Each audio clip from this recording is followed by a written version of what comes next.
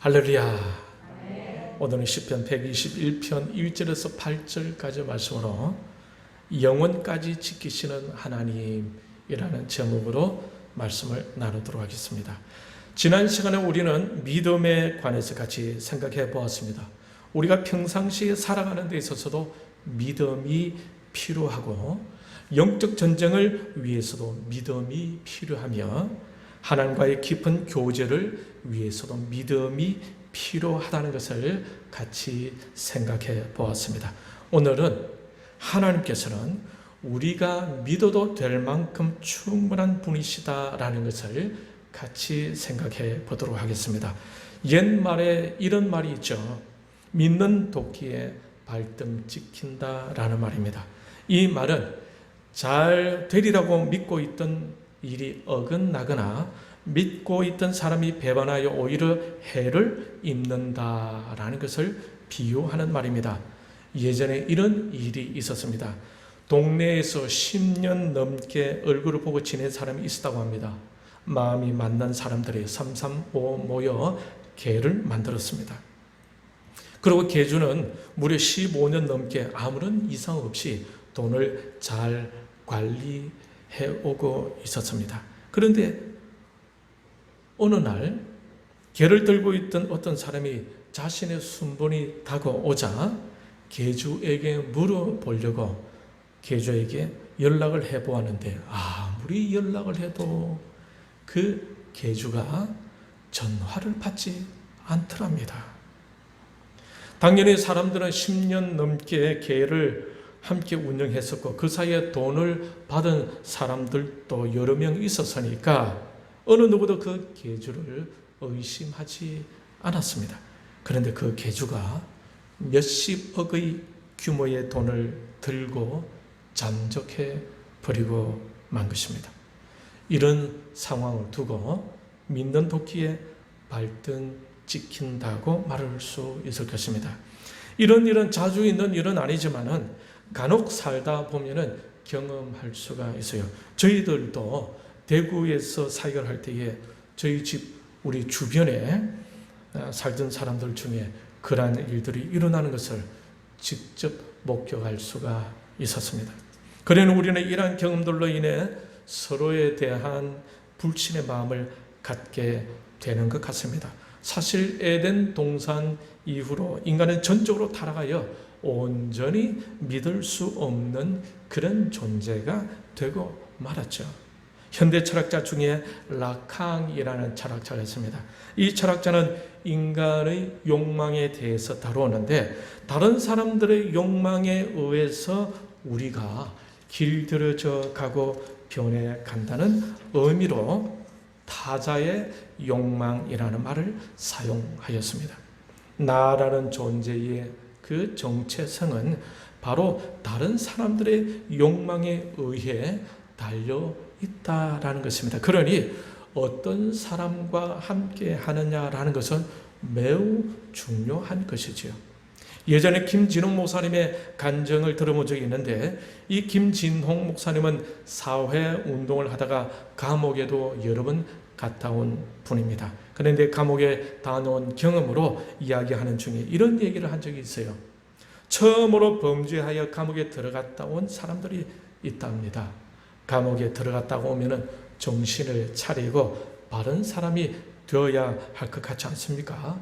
그런데 그 초범자들은 감옥에 들어가게 되면은 오히려 거짓말하는 것, 사기치는 것, 도둑질하는 것, 강도질하는 것, 잠긴 문을 따는 것까지 배워서 나오게 된다고 합니다. 이처럼 주위의 사람이 어떠하냐에 따라서 사람이 달라지기도 한다라는 거예요. 여러분도 잘 아시는 말 하나 해보겠습니다. 맹자 삼천지교라는 말이 있지 않습니까? 이 말은 맹자의 어머니가 아들 맹자의 교육을 위해서 3번이나 이사를 하였다라는 말입니다. 처음에 맹자의 어머니가 맹자를 데리고 공동묘지 부근에서 살았다고 하죠. 공동묘지 부근이니까 집값도 많이 쌌을 것이고 그러니 가난한 살림에 얼마나 좋았겠습니까? 그런데 어느 날 맹자가 방울을 하나 주워 들고 오더니 이제 가면 언제 오나 어이 어이 북망산천 멀다 더니 어이 어이 이렇게 하면서 놀더라는 거지. 그래서 맹자 어머니 그것을 보고 있더니 아 이래서는 안 되겠구나 해서 다른 곳으로 이사를 합니다. 어디로 이사를 하냐면 시장 곁으로 이사를 했어요. 그곳에서 한참 살고 있는데 어느 날 아들 맹자가 이렇게 하면 놀더랍니다. 골라 나니면 오는 게 아니야. 애들은 가라 하면서 이렇게 놀더랍니다. 그래서 맹자 어머니는 여기도 아니다 싶어서 이번에는 서당 부근으로 이사를 합니다. 그랬더니 맹자가 어떻게 놀았겠습니까? 하늘 천 따지 금을 준 누르항 이렇게 하면서 서당 놀이를 하면서 놀더랍니다. 여러분 이처럼 무엇을 가까이 하느냐라는 것은 인생에게 얼마나 중요한 일인 줄 몰라요. 그 중에서도 누구를 가까이 하느냐 이것은 더더욱 중요한 것이죠.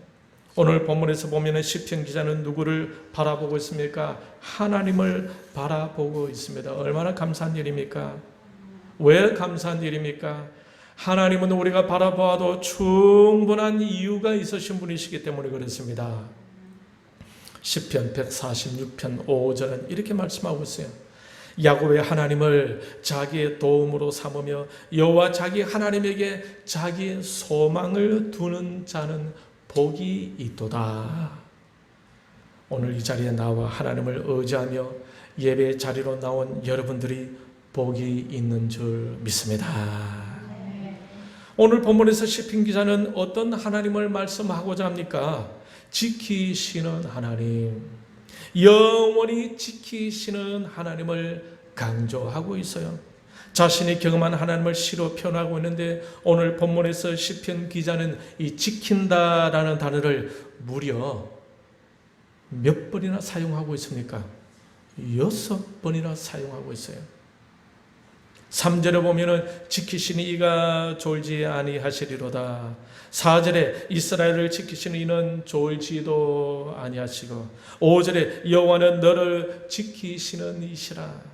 7절에 여호와께서 너를 지켜 또 내 영혼을 지키시리로다.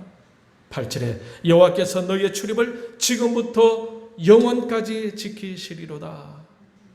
3절에 너를 실족하지 아니하게 하시며 6절에는 너를 상하게 하지 아니하며 너를 해치지 아니하리로다. 이것들을 합하면은 또 9번을 거쳐서 지키시는 하나님을 노래하고 있습니다. 여러분, 우리 하나님은 어떤 분이십니까? 저와 여러분들을 지키시는 하나님이십니다. 할렐루야. 같이 따라하겠습니다. 하나님은 나를 지키시는 하나님이시다. 하나님은 나를 이끄시는 하나님이시다. 하나님께서 저와 여러분을 지키시되 언제까지 지키신다고요? 영원까지 지키신다. 할렐루야. 우리 하나님은 우리를 지키시기 위해 또 어떻게 하신다고 하고 있습니까? 졸지 아니하시고 주무시지도 아니하시는 분이시라고 하고 있어요. 신명기 32장 10절에 보면 이런 말씀이 있습니다. 여호와께서 그를 황무지에서 짐승이 부르짖는 광야에서 만나시고 호위하시며 보호하시며 자기의 눈동자 같이 지키셨도다. 여러분, 우리의 눈은 참 예민하죠. 조금만 바람이 불어도 어떻게 합니까? 우리의 눈꺼풀은 움직이지 않습니까? 먼지가 날려도 눈꺼풀은 눈동자를 지키기 위하여 아주 민감하게 반응을 보입니다. 이처럼 하나님은 우리를 보호하시되 자기의 눈동자를 지켜주듯 지켜주신다라는 거예요. 우리가 아이들을 키울 때 보면은 아기가 막 걷기 시작할 때를 여러분 하실 것입니다. 아이가 일어서서 뒤뚱뒤뚱 걷다가 넘어지려고 하면 어떻게 합니까? 옆에 있던 아버지 어머니가 얼른 가가지고 붙들어 주지 않습니까? 다치지 않도록. 우리 하나님은 우리를 지키시되 그렇게 민감하게 지켜주십니다. 우리는 이것을 믿어야 하는 거예요. 지금부터 언제까지? 영원까지. 이런 하나님을 가까이 두고 있다는 것이 얼마나 감사한 일입니까? 그 하나님께 나와 예배하고 있다는 것 얼마나 의미 있는 일이겠습니까? 낮에 해가 너를 상하게 하지 아니하며 밤에 달도 너를 해치지 아니하리로다. 그래서 오늘 본문의 시편 기자가 고백하기를 나의 도움은 천지를 지으신 여호와에게서로다 하면서 자신의 눈을 산을 향하여 들겠다고 고백하고 있는 것입니다. 여기서 산이라고 하는 것은 하나님이 임재하시는 곳을 말합니다. 그래서 하나님의 거하시는 거룩한 산을 향해서 자신의 눈을 향한다는 말은 곧 하나님을 향해 시선을 둔다라는 뜻입니다. 그러니 우리에게 어렵고 힘든 일이 올 때에 다른 곳을 향해 눈을 두는 것이 아니라 어디에 우리의 눈을 향해야 하겠습니까? 하나님이 계시는 곳에, 하나님이 머무시는 곳에, 하나님이 함께 하시는 곳에 시선을 향해야 할 줄 압니다. 시편 146편 3절에 보면 이런 말씀이 있어요. 귀인들을 의지하지 말며 도울 힘이 없는 인생도 의지하지 말지니. 여러분 상여소리 아시죠? 옛날에 우리 상여를 메고 나갈 때에 주사를 하죠. 방울을 울리면서 하는데 거기 보면은 이런 글이 있어요. 명사심리 해당하여 꽂힌다고 서러워 마라.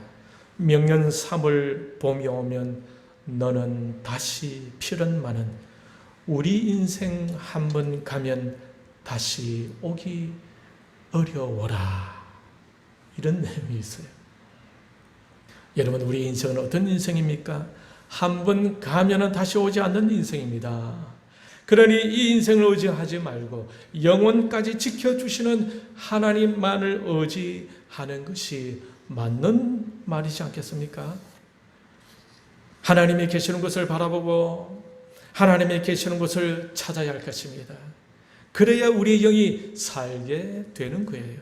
우리의 영이 살게 되게 되면 하나님의 더 큰 은혜를 누리게 되고 하나님의 은혜를 누리다 보면 더 큰 하나님의 복을 경험하게 되는 것입니다. 여러분 요한 3서 1장 2절 말씀을 기억하실 것입니다. 사랑하는 자여 내 영혼이 잘됨 같이 너가 범사에 잘되고 강건하기를 내가 간구하노라. 같이 한번 따라합시다. 사랑하는 자여 내 영혼이 잘됨 같이 내가 범사에 잘되고 강건하기를 내가 간구하노라. 한 번 더 따라하는데 조금 더 크게 소리를 하도록 합시다. 사랑하는 자여 내 영혼이 잘된 같이 너가 범사에 잘되고 강건하기를 내가 간구하노라. 영혼이 잘되면 범사가 잘되고 우리의 영육이 강건하게 된다라는 말씀입니다. 우리의 영혼은 어디서 왔습니까? 하나님으로부터 왔지 않습니까? 그러니 우리의 영혼은 하나님을 향하게 될 때에 우리의 영이 살아나고 범사가 잘 되는 것입니다. 아마 이 말씀도 기억하실 겁니다. 요한복음 6장 63절 말씀인데 살리는 것은 영이니 육은 무익하니라. 내가 너희에게 이른 말은 영이요 생명이라. 살리는 것은 영인데 이 영은 무엇이라고 말씀하고 있습니까? 주님께서 하신 말이 영이다라고 하고 있어요. 그러니 살리는 것은 곧 주님의 말씀이다라는 거죠. 지난 시간에 같이 묵상했던 말씀인데 시편 119편 50절을 보면은 이 말씀은 나의 고난 중에 위로라, 주의 말씀이 나를 살리셨기 때문이니이다.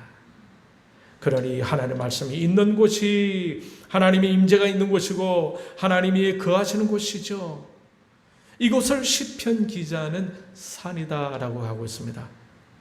여러분, 하나님의 말씀이 있는 곳 하면, 하나님의 말씀이 있는 곳 하면은 어떤 장소가 생각납니까? 교회죠. 그러니 교회가 거룩한 산인 것입니다. 그러므로 성도는 항상 어디를 생각해야 합니까? 하나님의 임재가 있는, 하나님의 말씀이 있는 교회를 생각하고 늘 교회를 찾아야 하는 것입니다. 아마 예전에 언급했던 예화인데 여러분도 기억하실 것입니다. 존이라는 친구가 있는데 이 존은 교회에 온 지 얼마 되지 않았기 때문에 기도를 할 줄 모릅니다. 그런데 늘 교회 와서 하나님께 기도를 합니다. 어떻게 기도하느냐 하면은, 하나님, 저 존 왔다가 갑니다. 안녕히 계세요 하고 일어나서 돌아가는 거예요. 존은 그러한 기도를 계속해서 꾸준히 해갑니다. 그런데 어느 날 존이 갑자기 몸이 좋지 않아서 병원에 입원하게 되었답니다. 하루는 어떤 흐름한 옷을 입은 사람이 병원 문을 열고 들어왔어요. 그런데 그분이 이렇게 말하고는 돌아갔습니다. 존, 나 왔다 가네. 존, 나 왔다 가네. 그러나 그 사람이 왔다 간 후에 존의 병이 어떻게 됐을까요? 깨끗이 낫고 말았다는 이야기입니다. 시편 112편 1절은 이렇게 말씀하고 있어요. 할렐루야, 여호와를 경외하며 그의 계명을 크게 즐거워하는 자는 복이 있도다. 시편 103편 17절은 또 이렇게 말씀하고 있습니다. 여호와의 인자심은 자기를 경외하는 자에게 영원부터 영원까지 이르며 그의 의는 자손의 자손에게 이르리니. 하나님을 경외하는 자에게, 하나님을 경외하는 자에게 하나님께서 복을 주신다는 것입니다. 여러분, 하나님을 경외하는 열심을 멈추지 마시길 바랍니다. 할렐루야. 하나님을 경외하는 그 열심이 식지 않도록 잘 간수하시길 바랍니다. 오늘 본문 1절에 보면 내가 산을 향하여 눈을 들리라, 나의 도움이 어디서 올까? 사랑하는 성도 여러분, 여러분은 지금 무엇을 향해 눈을 들고 있습니까? 도울 힘이 없는 인생을 의지하고 있지는 않습니까? 하나님의 임재가 있는 곳, 하나님의 말씀이 있는 곳, 주의 전을 향하여 눈을 드시길 바랍니다. 하나님의 도움은 그곳에서 나온다고 성경은 말씀하고 있습니다. 에스겔서 47장 1절에서 12절까지 말씀을 보게 되면 성전 문지방에서 물이 나와서 흘러가는데 그 물이 강이 되어 사람도 건너지 못할 만큼 큰 강을 이루게 됩니다. 그러자 그 강이 흘러가는 곳마다 살아나는 역사가 일어났다고 말씀하고 있습니다. 우리의 진정한 도움은 바로 하나님의 전에서 나오는 말씀의 강인 것입니다.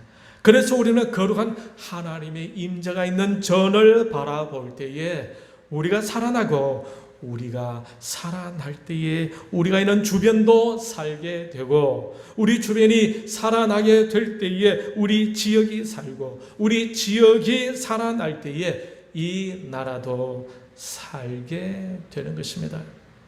하나님으로부터 오는 도움을 경험하는 것은 중요합니다. 이 세상이 주는 경험으로는 우리가 진정 살아날 수가 없습니다. 천지를 지으신 여호와 하나님으로부터 오는 그 도움을 경험해야 하는 것입니다. 그래서 우리는 교회를 사랑하고 교회에 오는 것을 즐겨해야 하고, 교회에서 말씀 듣고 교회에서 기도하는 것을 귀하게 여길 수 있어야 하는 것입니다. 시편 145편 18절은 이렇게 말씀하고 있습니다.